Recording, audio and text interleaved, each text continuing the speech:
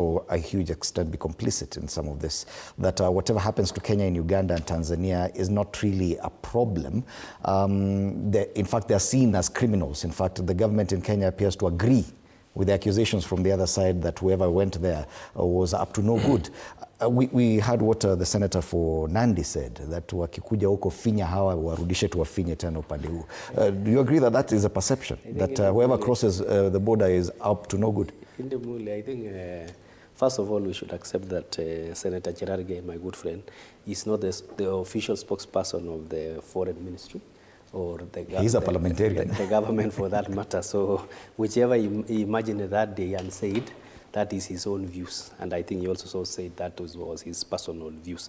Usually in international diplomacy, it's a bit complicated. And the complications that also happens is that, you know, we have the East African Community Treaty, and that solemn understanding that every country needs to be respected, whichever family they look like.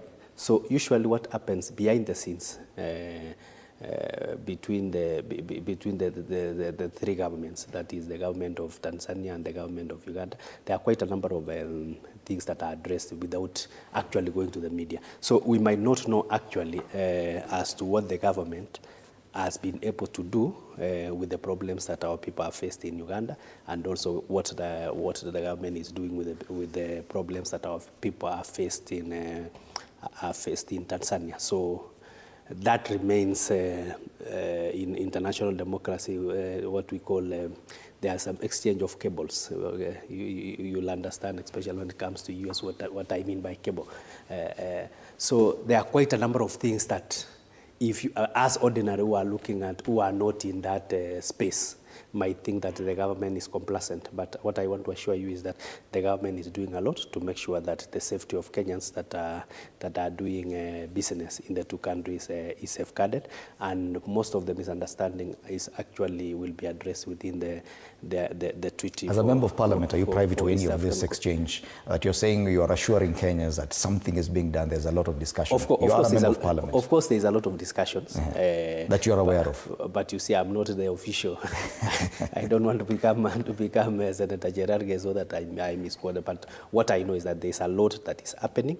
The only thing that I think there is a fear. There is a fear between the countries that surround us on Kenyans in general. You know, Kenyans are they like airing their views. They like adding their space, and they also like making sure that their friends are also enjoy the same democratic space that we enjoy. So in the process of that incitement, these other countries feels that this incitement, especially you have seen, especially the reaction from Tanzania, they always feel that their people are a bit lukewarm, and you could just do. You agree a lot of what happened in Tanzania was influenced by Kenyans? No, I'm saying if you look at the misunderstanding that Samia Suluhu has, if she feels that if it was not the interference and the social media activism of Kenyans, then their people could have been cool and be able to understand and be able to agree with the 98% and things like that, and life goes on. So she feels the hit that she has gotten is actually from the activism of Kenyans.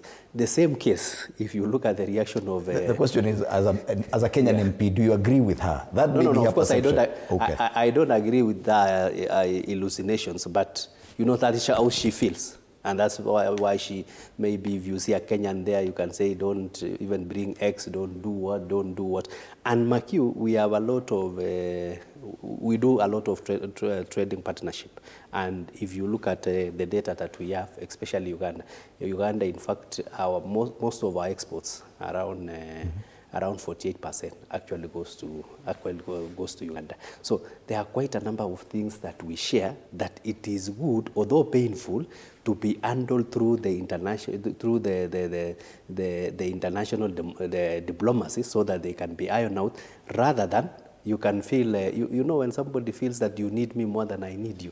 You can hear Museveni, what he was saying the other day. I don't know whether he was misquoted or something, that he doesn't understand the reasons why he doesn't have a sea line.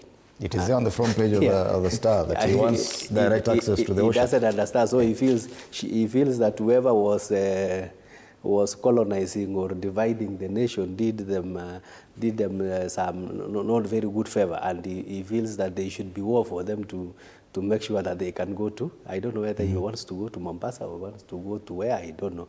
So you see, such utterances is that because we are gentlemen, we shall handle it differently. You don't expect now the president to come and say, now try me, I will eat your head. You know, it balloons to something else. Right. But sometimes you do things behind the scenes so that you can cool things and be able to, to continue. Let's take a short break. We'll be back to finish off this conversation about what's happening in the region before we get back to our local politics. You're watching Morning Cafe, State of the Nation, and look at the big discussions on TV14.